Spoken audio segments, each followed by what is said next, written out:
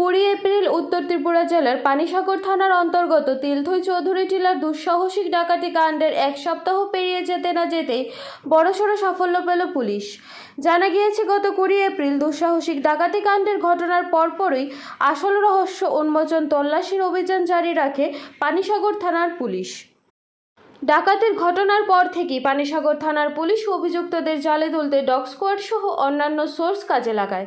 পরিশেষে তিলথই বেতাঙ্গি এলাকার জনগণ সহ পানিসাগর পুলিশের তৎপরতায় মঙ্গলবার সকালে জালে তুলতে সক্ষম হয় ডাকাতির মাস্টার মাইন্ড পূর্ব তিলথই গ্রাম পঞ্চায়েতের বেতাঙ্গি গ্রামের 6 নং ওয়ার্ডের বাসিন্দা হান্নান উদ্দিন ওরফে মনাইকে। তাকে জিজ্ঞাসাবাদ চালিয়ে ডাকাতির ঘটনায় লুট হওয়া স্বর্ণের কানের রিং, রূপোর হাতের ব্রেসলেট, নগদ 5200 টাকা সহ ধারালো অস্ত্র বাজেয়াপ্ত করে পানিসাগর থানার পুলিশ। সাথে সাথে গ্রেফতার করা হয় অভিযুক্ত হান্নানের সহযোগী পার্শ্ববর্তী রাজ্য আসামের পাথরকান্দি নারায়ণপুর 10 নং ওয়ার্ডের বাসিন্দা নাজিম উদ্দিনকে। জানা গেছে, গন্ডাছড়া নিবাসী মন্তোষ দেবনাথের স্ত্রী জ্যোতিকা দেবনাথের লিখিত অভিযোগ মূলে পানিসাগর থানার পুলিশ অভিযুক্তদের জালে তুলতে সক্ষম হয়। প্রসঙ্গত, পানিসাগর থানার অফিসার ইনচার্জ দেবজিৎ চ্যাটার্জি এবং পানিসাগর মহকুমার পুলিশ আধিকারিক সৌম্য দেববর্মার হস্তক্ষেপে দুঃসাহসিক ডাকাতি কাণ্ডের এক সপ্তাহ যেতে না যেতেই ডাকাতির মাস্টার মাইন্ডকে পাকড়াও করতে স্বস্তির বাতাবরণ পরিলক্ষিত হচ্ছে গোটা এলাকায়। আগামীকাল ধর্মনগর জেলা আদালতের সোপর্দ করা হবে হান্নান উদ্দিন ও নাজিম উদ্দিনকে এবং পুলিশ রিমান্ডের আবেদন জানাবে।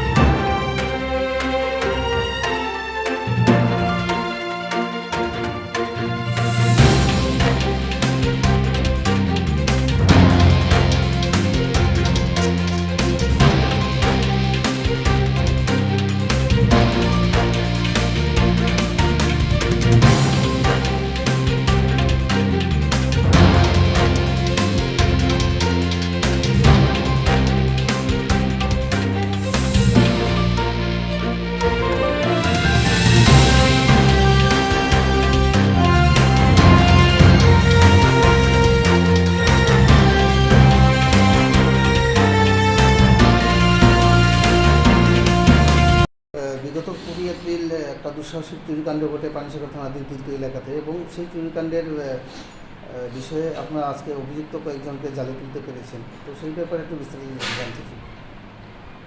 গত 21 এপ্রিল পানিসাগর থানার অন্তর্গত তিলথই এলাকায় একটা চুরি ঘটনা যেটা ঘটেছিল।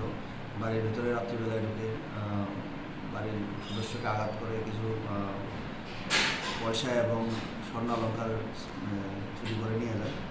ওই ইয়েতে পানিসাগর থানার অফিসার ইনচার্জ এবং অন্যান্য কেসের যে আয়ু আছে, ওরা নির্লস ওদের প্রচেষ্টায় ওরা সোর্স লাগিয়ে মানে এভিডেন্স সহ একজন ওই এদিকে বেতাঙ্গির একজন বাসিন্দাকে গ্রেফতার করেছে এবং ওদের কাছ থেকে কিছু চুরি যাওয়া কিছু জিনিস উদ্ধার হয় এবং ওর সাথে আরেকজন বহিরাগত একজন ছিল ওর বাড়িতেই, বহুদিন যাবত ওর সাথেই করছে। আর আমরা এটা নিয়ে তদন্ত করছি, ওর বিভিন্ন অ্যাসোসিয়েট এটার সাথে থাকতে পারে। আমরা ওই ইয়েটাতে আমরা ইনভেস্টিগেশন করে দেখছি। আমরা ওদেরকে অ্যারেস্ট করেছি এবং উইথ অল লিগাল ফর্মালিটিস ওদেরকে কোর্টে ফরওয়ার্ড করা হবে। তো স্যার, আগামীকাল কোর্টে সোপর্দ করবেন, তো তাদের কি রিমান্ডের কোনো আবেদন জানাবেন আপনারা? আমরা ইন্টারোগেশন চলছে, ওই মোতাবেক যদি কিছু ইয়ে না হয় আমরা নিশ্চয়ই রিমান্ডের জন্য